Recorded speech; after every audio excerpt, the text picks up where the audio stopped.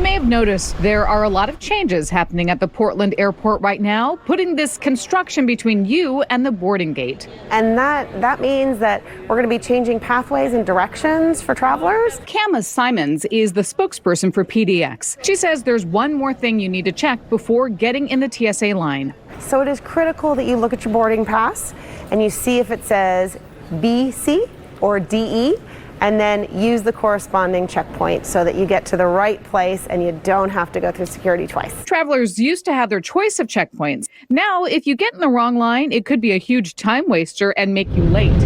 Your plane could leave you behind. I can imagine that would be really frustrating. Starting in May 2023, ID requirements at TSA will also be changing. A standard ID like a driver's license won't work anymore. May of 2023 may sound like a long way off, but it's not. It's barely more than a year and a half away. David House is with the Oregon DMV. He says if traveling by plane is important to you, you should replace your standard ID with a real ID now, even before your license expires. And a driver license is valid for 8 years. That's a long time to wait if you end up getting an unexpected invitation across the country to a wedding, for example. You don't want to be in a position where you can't go because you don't have the right ID. There are other forms of ID that will also work after May 2023, like a passport, but that can also take time to get or renew. So no matter what, it's best to plan ahead well in advance. Having the right documentation, not paying attention to where you're going, and running into unexpected delays because you went through the wrong checkpoint, for example, that can't be enjoyable. And remember, to get that real ID, you have to show up in person. You can't do it online. You can make an appointment or just stop by your local DMV. Go to oregon.gov/real ID for a checklist of everything you need to bring to get your real ID. Well, Deb, it's really the more rural parts of the state that will carry the burden here. The vaccinated healthcare workers will be picking up the slack of the unvaccinated healthcare workers who will subsequently be fired in the middle of the month. Now, I talked to the Oregon Nurses Association today, and they say, while there is concern about staffing, it is important to note a vast majority of Oregon healthcare workers are immunized. 90% of our membership is already vaccinated. It's a point Linda Pond, the president of the Oregon Nurses Association, wants to make clear. A vast majority of their members are immunized. When we talk about nurses that are going to be leaving the bedside, it's not like the entire nursing force is going to be leaving the bedside. As we've seen throughout this pandemic, certain areas have struggled with vaccinations.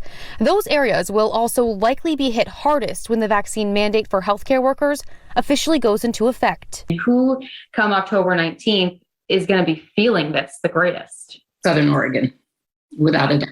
Linda says only about 35% of nurses in Southern Oregon are vaccinated. While ONA is urging hospital systems to honor valid medical and religious COVID-19 vaccine exemptions to those refusing for other reasons. I truly cannot speak to the other people that are doing it because it's their personal belief. It's not just hospitals who will lose staff because of the vaccination mandate. I looked at the recent data, or the most recent data, and it shows that chiropractic assistants, chiropractors, and massage therapists all have the lowest vaccination rates in the state for licensed healthcare workers, 48%, 52%, and 61%, respectively. Yeah, on the Our Shot Oregon website, they list the names of several local leaders and politicians who they think are getting the wrong idea out there about, say things like getting your COVID vaccine or wearing a mask or even shutting down schools. But those leaders who were listed, well, they question the Our Shot motives. To say we're completely not concerned about COVID and not concerned about the impact it's had on Oregonians' lives is just not true. That's Drew Draper. He represents the Oregon Senate Republicans. He says the group Our Shot Oregon should be trying to get more information out to people who are vaccine hesitant instead of bashing Republicans. From our perspective, this is obviously another partisan Democrat front group. These are pretty common for Portland liberals to set up. You don't have to look much further than their director, the one who's running it. He's a Democrat political consultant. And that would be Jake Weigler, who indeed is in the politics business, but says that's what got this group going. And we don't have any secret backers behind us that are like orchestrating this. It's really us saying, this is a problem. We know how to do political work. And because no one was stepping up to take this conversation on, we're ready to do it. He wants you to believe that he's not a partisan and he's just really concerned about COVID.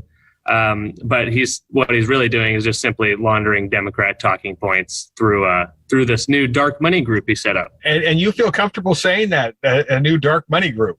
Well, yeah, I mean, it's a 501c4. So that's when you hear dark money group from anyone, that's what they're talking about. Really, all it means is they don't have to disclose their donors to the public. I mean, what they're doing is very... Now, to be clear, 501c4 is for nonprofit groups who are doing social or civic work and handling those issues, and they are not legally required to disclose those donations. That includes both conservative and liberal groups and things like volunteer firefighters or the Rotary Club. Now, we also tried to get through to both county commissioners that were listed on that site. Mary Starrett in Yamhill County and Tootie Smith in Clackamas County. Heard back from one of them that were not available, didn't hear anything from the other. It was a steep ask, but they were able to find 3 sites that they say fit the bill. In particular, you can see right behind us, one of the main things they needed was space. They say their plan is to hold anywhere between about 60 or more people at these spaces. They also say they needed to have the ability to have utilities like water and also close to public transit. In just a few months, the city of Portland says the plan to have at least 3 small villages known as safe rest villages up and running to help get the homeless out of tents and off the streets. These villages were approved by City Council in April, paving the way for self-sufficient spots where the houseless could have a bed of their own, but also have access to services, including laundry and showers, as well as social services. But as you can see, many of the spots selected are located in highly populated areas and close to mass transit, leaving many wondering, what about the neighbors? The process begins where we really bring them into the village concept and that they will have a chance to be part of the building. They will see the sites before anyone moves in. Commissioner Dan Ryan is spearheading the projects with the help of the Joint Office of Homelessness as well as PBOT. He says the goal is to fix one of the biggest issues Portland has been facing. I think it's really important to know what people in those neighborhoods are experiencing currently, which are people that are on our streets in unsanctioned camping. It's quite a humanitarian crisis. Anytime you do change, you would hope that you provide something better than what they're currently experiencing. So, of course, it will take some time to get these up and running. Obviously, an empty field behind us now. But Commissioner Ryan says he hopes it doesn't stop here. He plans to announce even more sites in the coming weeks and months. Now, coming up, though, who's eligible and what do neighbors think about this? I have that answer for you at 6 o'clock.